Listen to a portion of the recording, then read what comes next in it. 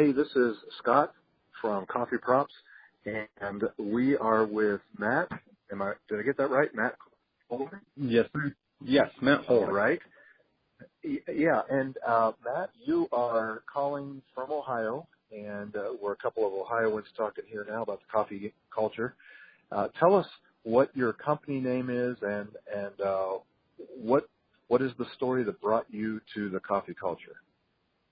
Certainly. My company is Farmers First Coffee Company. I co-founded that this year with my business partner, Robert Durrett, who is actually on his way to Ohio today, and we are about to get everything kicked off. I'll start at the beginning. I was teaching abroad in Honduras in 2013 when I really started to begin to learn the story of coffee and its origin and, the people behind that. I actually was doing a little bit of work with a nonprofit organization called the Casa de Angeles, or the House of Angels. And what they did was fed 115 school children school meals each day. And Wow. So I started to prod around a little bit and ask why there was such a large amount of poverty here. And it turned out most of this community was coffee farmers and coffee pickers. And consequently, I started drinking coffee at the same time because I never really liked it before because I didn't know what good coffee meant. But something about drinking it there on the side of that mountain when it's totally fresh, really just amazing stuff that, my romantic relationship for coffee kind of began. And it was just a hobby at first. As time went on, I kept thinking about it. And this past year, I finished my master's of public health. And my business partner and I said, let's go for it. And we decided to start down in Peru. So this past January, we went down to Peru. I remember sitting at a Starbucks on day one with a notebook, let's start. How do you show up to a country and start a coffee company? But as time went on, we worked really, really hard this entire year, met some really amazing people throughout the industry in Peru and elsewhere. And we have been able to successfully run a Kickstarter campaign where we raised over $52,000, which gave us the initial funds to ship from Peru for the first time. And what we're doing is kind of a unique model. We're working directly with our farmers. We have two right now. We're going to have a third here by the beginning of next year. And what we do is pay a 50% bonus directly to our farmers. And the reason we do this is because they receive very little, anywhere from $2,000 to $3,000 per year for a family of 4 or 5 people. So, to us, it just was really a matter of how can we create something that's beneficial for everyone, a model that helps everyone to thrive. And at the same time, how can we tell this story in an effective way, that we're able to captivate people and hopefully deliver really, really good coffee and keep bringing on more farmers, as many as we possibly can. So here we are today, getting ready to get our Kickstarter and website launched this month, and just working really hard to keep everything moving forward. What will be the website name? I think I know what it is, but go ahead and share that. Yeah, farmersfirstcoffee.com. All right, farmersfirstcoffee.com. And the emphasis is on the fact that you're putting the farmers first. Am I right? Yes, sir. Yeah, that's great. What in your trip to Peru, what did you find fascinating? What are some highlights? Excuse me, that jump out from that trip. Well, Peru was a very interesting country, and one of the main reasons we decided to go to Peru first is because they're the leader in fair trade as well as organic. So we thought it was the perfect place to go learn. What does this current situation look like?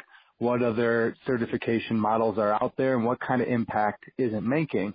And, as much as fair trade has allowed a lot of opportunities for farmers to organize and reach access to foreign markets, we wanted to create something that went beyond that, something that, directly was going to influence the farmers we worked with. And, it was just an awesome learning experience from every angle.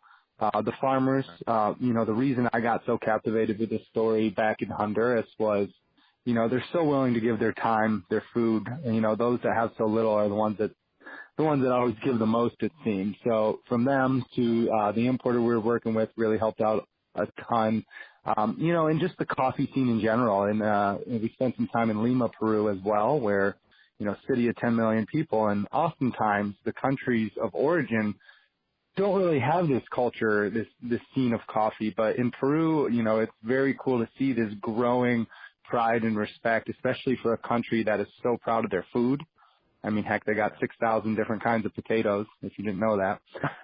But to see them, following suit with their coffee now, step by step, which is, going to directly help these producers. The more we can keep in the country, the more that can find their way back to them as well. And we can kind of work to even the playing field here. So, realistically, it was just an amazing time in Peru. I'm excited to continue work down there. My business partner spends a lot of his time there, and we plan to get back to Honduras as well. My business partner actually coming to Ohio today from Honduras, where he went over to Guatemala to the AVANCE Sustainability Conference, and just been working hard to get going there. Yeah, I would love to hear about what he learned at the Sustainability Conference. That is something that I've seen more often, and it's encouraging. Mm-hmm. Certainly. So, he really enjoyed it. He just said just a ton of information that he gathered that I'm excited that him and I are just going to sit down, and we haven't had the chance to do so together yet, but to really look at the current research of what's out there. He made a number of comments of how great it was to see everybody working together and, to have such a conference and, to be a new player in that and to see all the big guys, the Starbucks, the Intelligentsias, everybody there and, to welcome us with open arms of, trying to make a really good impact was, really good to see. And, but, getting into that research is really important to us. As a public health professional, from my standpoint, once we can start to sustain our business, it will be my goal to really get into these communities and really take a deep look at the health situations. We've identified early on in Peru, childhood malnutrition and parasites seems to be one of the biggest issues. But each community has a different story and a different challenge. So we're just excited to keep pushing ahead and keep learning. Awesome. And I can imagine the two of you sitting down, poring over all this stuff, but before that, putting a nice bunch of coffee grounds into a big filter and pouring it down into a Chemex and like an Chemex. Yep. Exactly.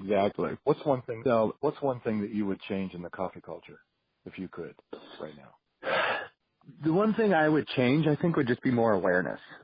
More people aware of this story of, how many people struggle just to be able to provide food for their family. It's 2017.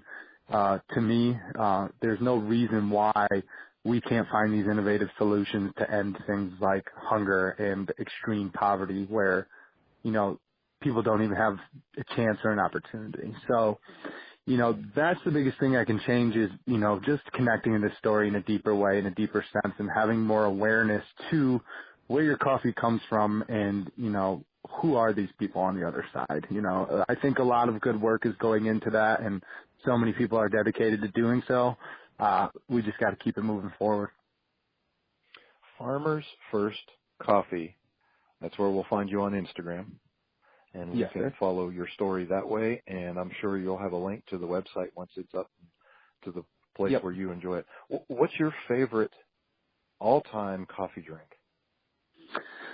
So I'm pretty pure in the sense that I like a nice black pour over. Probably I shouldn't say this coming from Peru and Honduras, my coffee, but I love Ethiopian coffees as well in Peru and Honduras as well. But there's also one drink specifically that I come back to that was a coffee smoothie from a health store down in Sanibel, Florida that had dates and coconut and coffee and coffee extract and it was one of the most unforgettable drinks I've ever had. So that one's definitely up there too. Yeah. Okay. All right.